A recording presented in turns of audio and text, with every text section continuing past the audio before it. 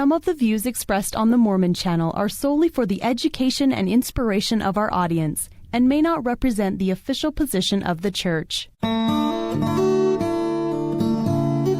Nathan Wright, and you're listening to the Mormon Channel of The Church of Jesus Christ of Latter-day Saints.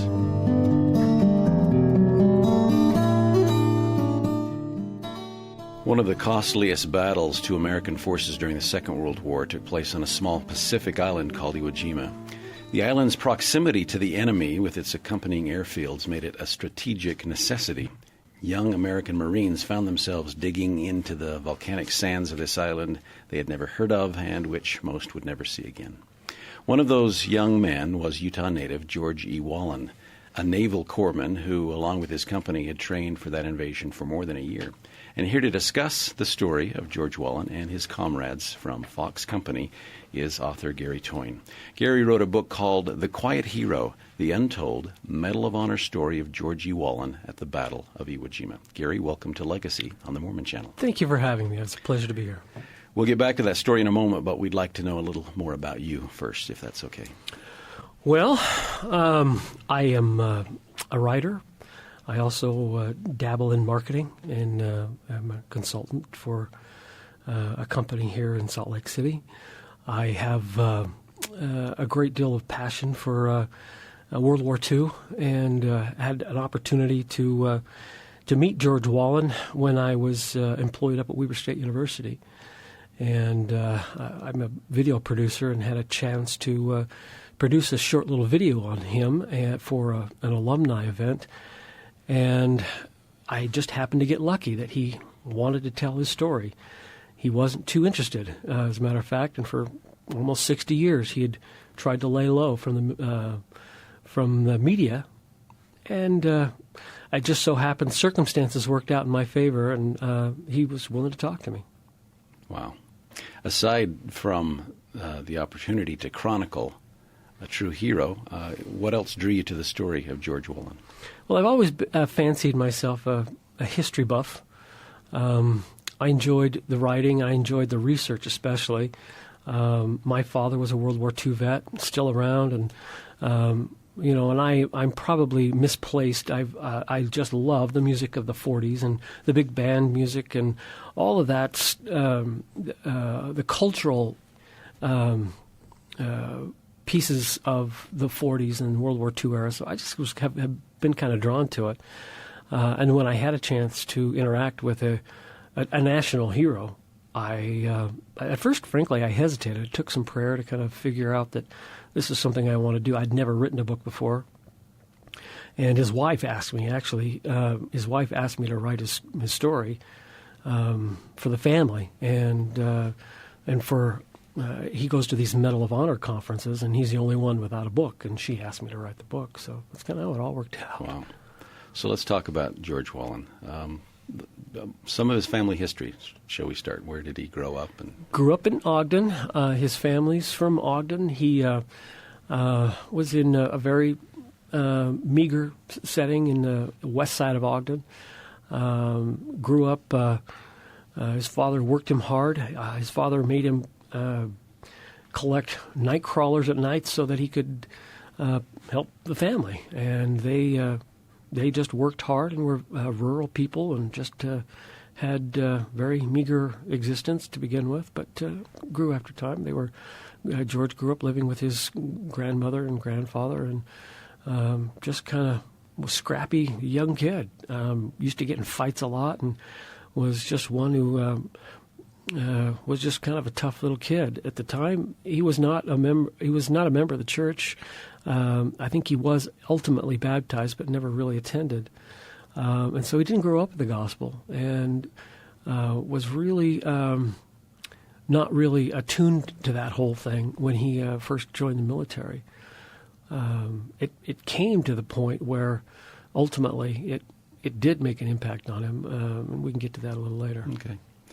So the war came, and George's father was not at all willing to let him enlist. No, he was a young kid. He actually quit high school to go up and learn to be an aircraft mechanic up at Utah Agricultural College, now Utah State.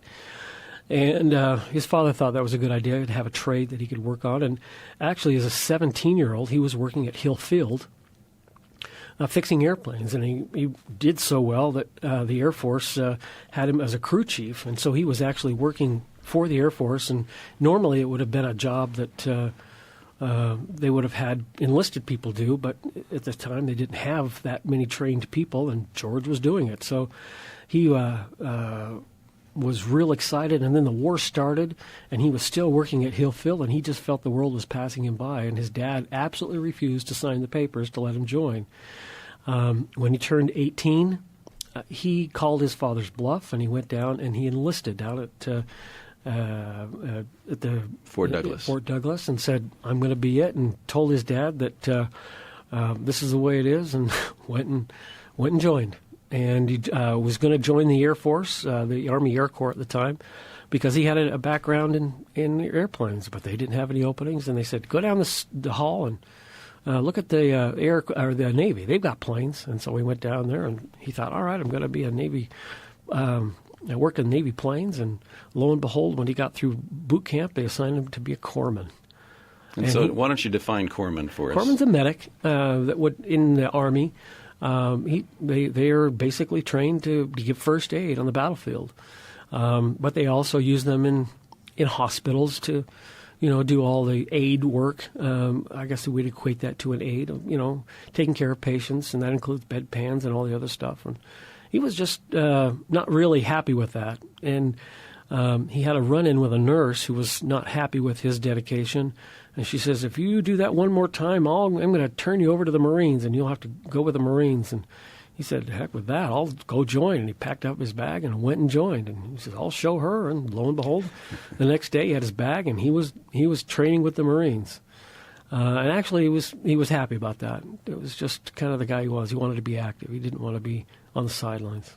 So in this training you mentioned, this preparation for, they, I guess, didn't know exactly what they were getting into. Didn't know. And what's interesting is that his unit, they were all kind of pieced together at Camp Pendleton when it was just first opened. And they all arrived at various times, and they were kind of just starting Camp Pendleton. And they all got together and formed their various units, and the various corpsmen were assigned to various companies, but they all pretty much knew each other because they'd kind of hang around each other for months as they were all waiting for everything to kind of piece together, for the 5th Marine Corps to piece together. There was also what was the other training camp down in California that he ended up at? Camp Elliott. And that was for corpsman training. And then he went to Camp Pendleton. This wasn't just what you say, corpsman training. He was actually trained in weaponry. Combat training, exactly. He carried a weapon, which was kind of out of the norm in the European theater, because in the European theater, the corpsmen or the medics, they wore the red cross on their arms so that they were not a target. Well, the Japanese did not respect that, and they would shoot corpsmen because if you can take down a corpsman, then you take down the morale of your unit. So corpsmen were targets, and therefore they carried a weapon, and they fought. And George, he learned all the battle tactics. He learned, how to disembark from these LCVPs, and in landings, on beach landings and things like that. He did everything that they did. In fact, one instance, President Roosevelt watched a beach landing with George's unit, and was they later found out that they were able to perform for President Roosevelt, which is a great honor for them.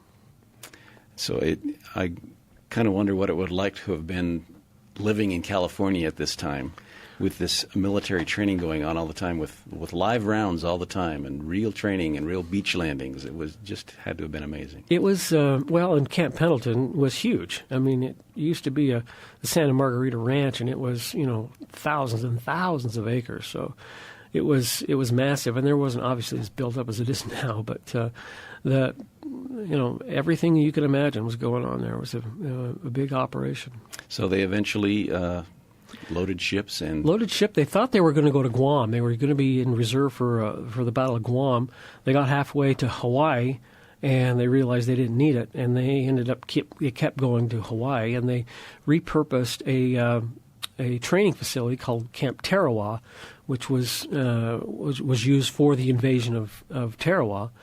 And they trained there for 6 months. So they'd already been at Camp Pendleton for almost 6 months. And then they trained again for another 6 months in Tarawa. And they were well trained, and they were eager to get to battle. They were just hungry to use what they were trained. How did other training compare to this almost a year training? My understanding is that most of the Marines were, they were forced into it in 3-4 months. Wow. So, they had some extra training, and obviously that's kind of a rule of thumb, but it really, they had extra training and extra time and got quite good. And actually, on a personal note, they became quite close friends, which has its advantages in battle, because obviously you're not fighting for your country, although you think you are, and you know the cause, and you believe in the cause. What you're really fighting for is your buddy. And that was, for George, the critical part.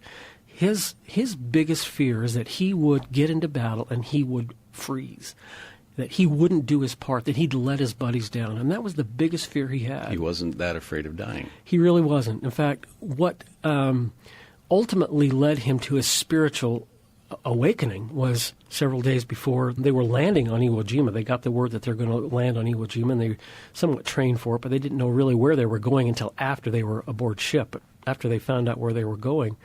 And a few days before landing, he's lying in his bunk, and he realizes, you know what, I don't have this handle. I need some help. And for the first time in his life, he prayed. And he asked God not to spare his life, but all he asked for was that God would keep him from letting his buddies down. That was his biggest concern. He didn't really care about dying, and a lot of them, frankly, didn't care about dying. I think at the surface, of course, at the core, they really wanted to survive. But I think inwardly, it was a big concern to be. He did not want to be a failure. Give us a background on Iwo Jima, what the Japanese were protecting there and what the Americans wanted. Well, I'll take you to task just a little bit on your premise, because I think at the outset you had talked about how it was a critical island. The evidence since Iwo Jima has pointed to the fact that it probably wasn't as critical of an island as, or strategically, as what the Marines have told us all these years. There were other options. There was the island of Taiwan, which was Formosa at the time. And there were other options out there. But the Marines saw this as the island where they would make their mark. The political situation at the time was such where the Marines were kind of seen as, they're not really as important as they need to be. And once this battle started, the Marine Corps leadership, they said, you know what, and in fact there's evidence of them saying this, if we can win this battle, the Marine Corps will be around for 500 years. So I think from a leadership standpoint, I would take them to task because they really put many, many lives in danger over a political objective, whereas strategically it probably wasn't what they claimed it to be. Yes, there were planes that landed there, and yes, there were people that it did save some lives, but the numbers that they claim that tens of thousands of lives were saved from pilots is frankly an exaggeration, and I think most historians believe that's not really the case. And most non-historians probably would be surprised by that. Yeah. Thank you. I'm Nathan Wright, and we're visiting with author Gary Toyne on Legacy Today about the untold Medal of Honor story of George E. Wallen at the Battle of Iwo Jima. So tell us what George's reactions and actions were once they landed. Well, the battle was tough at the very outset. The general was General Kurabayashi, a brilliant man, and in fact our military brass realized this guy was a genius when it comes to military strategy. Unlike many of the other generals, he did not believe in the old theory of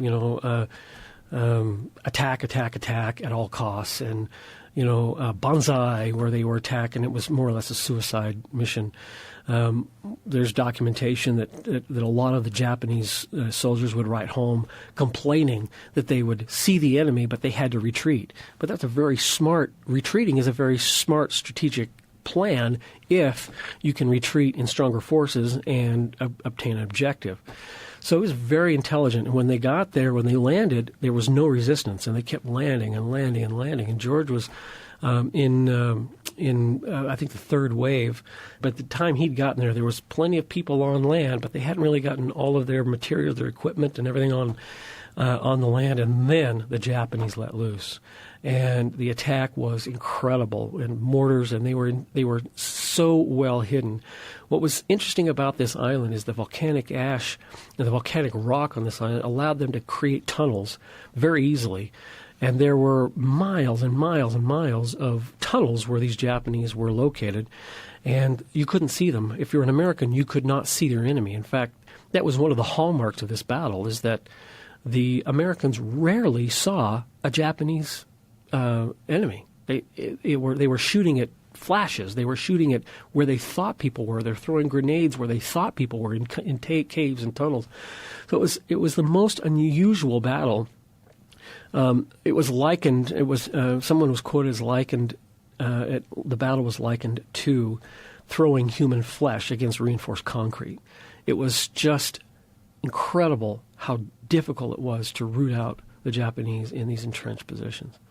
And they had strategic advantage. They had height. They had Mount Suribachi, which they could see the entire battlefield and organize and plan and defend. And it was just absolute carnage on the part of the Americans those first few days. The casualties piled up, and it was just. It was just incredible how many Americans were injured or killed those first few days.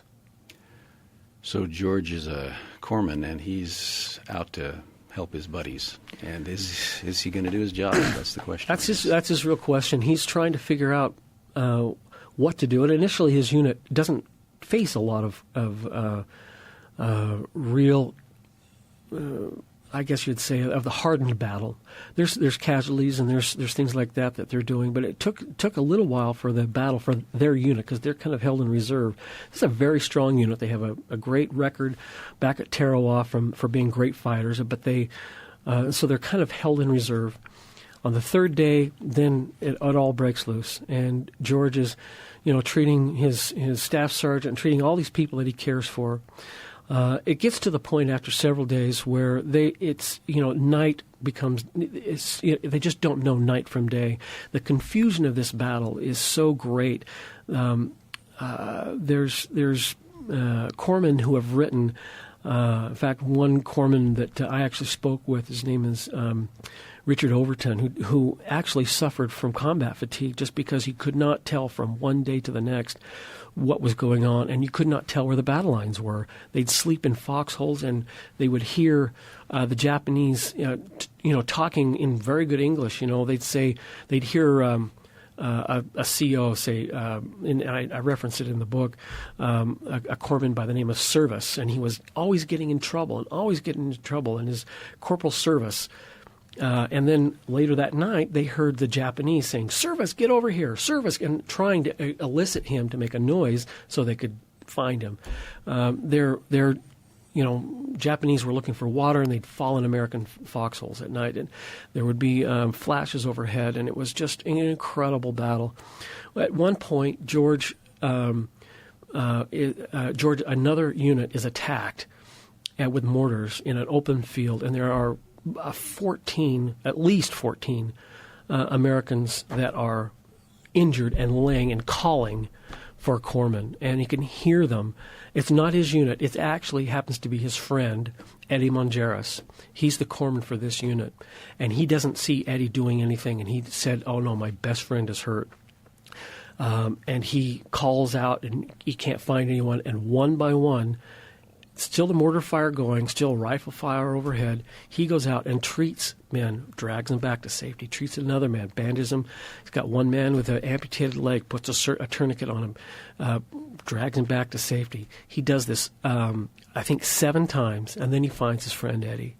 And Eddie has a chest wound. He can hear sucking sounds because he's got a pneumothorax, and he realizes he's gravely injured. He buttons him up. He gets him. He's got visceral organs showing. He wraps him up best he can, and he sends him up. But he knows it's the last time he'll see his buddy alive. Yet he goes back. Instead of he really wants to spend time with his friend and see what he can do to save him. He realizes, I've got to help these others. And in total, he helps 14 men. He's aimed at their mortars and rifles shooting at him. They miss him. To me, it's miraculous. And he saves 14 men, pulls them off to safety, and then they're all evacuated. His unit is advancing. He doesn't have time to do anything but sit in his foxhole for just a minute, and he just realizes what had happened, and he just shakes because he can't believe what he just did. All of the men are looking at him, shaking their head. They cannot believe what George just did. It was incredible, and everyone looked at George thinking, this guy is something special. He was eventually wounded 3 times. Got hit. In fact, before that had happened, he'd been hit with a grenade in the eye. Didn't blind him, but it had enough fragments in his eye that his eyes was swollen shut, and he had a bandage wrapped around it, but he refused to be evacuated. Another time, right after this incident where he saved the 14 men, he got hit with a mortar shell in the back, took out a big chunk of flesh in his back, and he refused to leave the battlefield. And he just kept plugging along. He thought that if he left his unit, men would die, and rightly so. There were so many men dying around him that they needed medical care, and he did everything he could to keep up with them. At one point, he heard a call for a corpsman. He ran up and saw there was a mortar round that hit into a hole, and it had annihilated several people, but there was a couple men that he could deal with. Another round hits, and it hits him in the leg, and it nearly takes his leg off. He tries to put his foot on it. It's broken. He can't do anything. He wraps it up, crawls over to another man, treats him. Then some 50 yards out, he hears another man call for corpsman, and there's no other corpsman around. He's got a broken leg, and he crawls 50 yards, treats this man, lays low until somewhat of the battle dies down a little bit, treats him, and drags him back 50 yards. Again, everybody looks at this and just cannot believe. This is amazing what he's doing. And eventually he was, I suppose, drug kicking and screaming from the battlefield because he realized he was so wounded. He had to leave. He realized he had to leave because he couldn't walk. He gave himself a morphine shot, and they were on a stretcher, and then they got attacked, and the stretcher bearers dropped him, and he's still under morphine. He's got his he's got a little pistol that he has, and he's thinking he's Superman, and he's trying to take on these Japanese that are shooting at him, and he's on a stretcher in the open field. But luckily nothing happened to him, and they were ultimately able to get him evacuated back to field hospital, and they got him evacuated back into Guam, where they looked at his leg and tried to help him, and there's probably not a whole lot they could do at this particular hospital, and they shipped him back to San Diego, where he stayed in the hospital for about 6 months. They tried surgery, and it didn't work, and they were talking about amputating his leg. But he kept fighting, and he says, no, you're not going to amputate my leg. And ultimately, as he's in this hospital, he gets a letter in the mail that says he's the recipient of 2 Navy Crosses. And he's, wow, that's pretty amazing. And they took him in an office, and they put him on him, and it was a Navy Cross with 2 clusters is basically how they do that, to give him 2 Navy Crosses. And he thinks that's amazing and couldn't believe it. And he said, me, I'm just a poor little kid from Utah. Why did I deserve such a thing? Well, and so by the time it happens in about October, actually late September, he hears all these Navy Cross recipients that are doing these bond tours to help raise money for bond, for the 7th War Bond. And he gets a letter telling him that he's supposed to arrive into Washington, D.C., and he thinks, all right, I'm going to go do the war bond. I don't want to do this, but I've got orders. I got to do it. he shows up in Washington, D.C., and he travels around. He's got time. He's got a certain date he's got to be there, and he's there a little early, and he goes and sees Washington, enjoys the time. And when he arrives, when it's his time to arrive, he goes to report in, and they're all looking all over for him. And this big officer looks at him, "Where have you been? We've been looking all over for you. Don't you know why you're here?" And he said, "I'm here because I have orders to be here." He says, "You're receiving the Medal of Honor tomorrow in front of President Truman, and we've got a bunch to do. Where have you been?" Well, it was just totally beyond his realm of consideration. He had no idea that he was going to receive the Medal of Honor. October 5th, he with several other, I think of 14 other Marines, I think he and another person were the only corpsmen. He got up, he was a W, so he was near the last, and President Truman was happy to see him. President Truman had spent his time in the military and took George by the hand and shook his hand and says, "Sure glad to see a pill pusher up here." What's the nickname they had for corpsmen? And because he'd been awarding all these Marines, glad to see a corpsman make it up here because George was among the first corpsmen to receive the Medal of Honor. You mentioned that George accepted the Medal of Honor basically for all the heroes that he fought with who didn't make it, and he continued that persuasive argument through his life.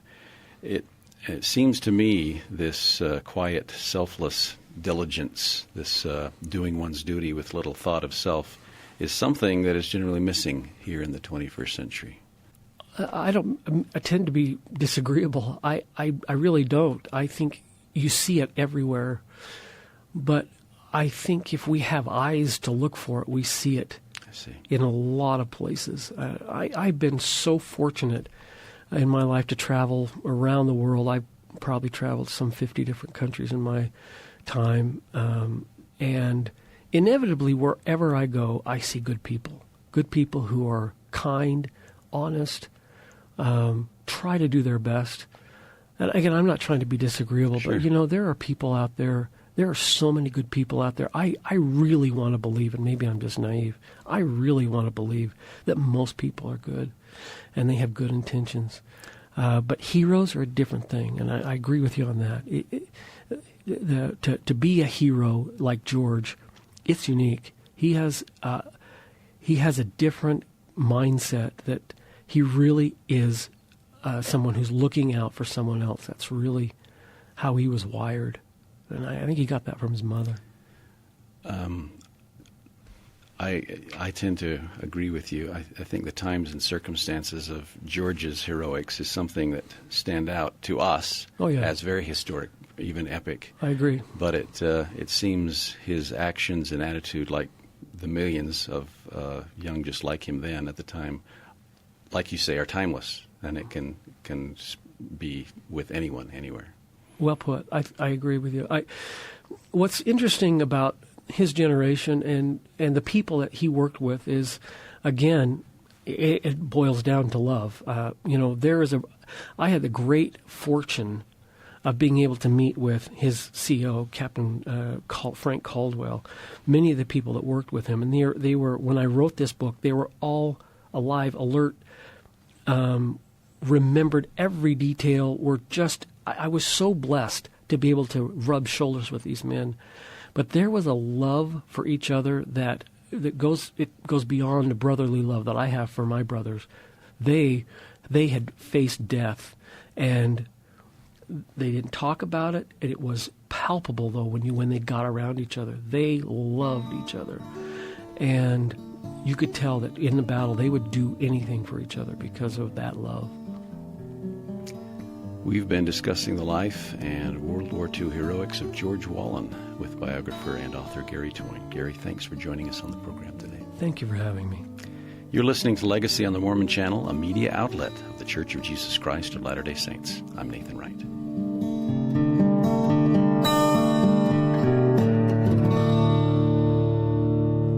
I'm Nathan Wright, and you're listening to the Mormon Channel of The Church of Jesus Christ of Latter-day Saints. We invite you to listen to new episodes of Legacy Saturdays at 1 o'clock. You can also download any Legacy episode at mormonchannel.org.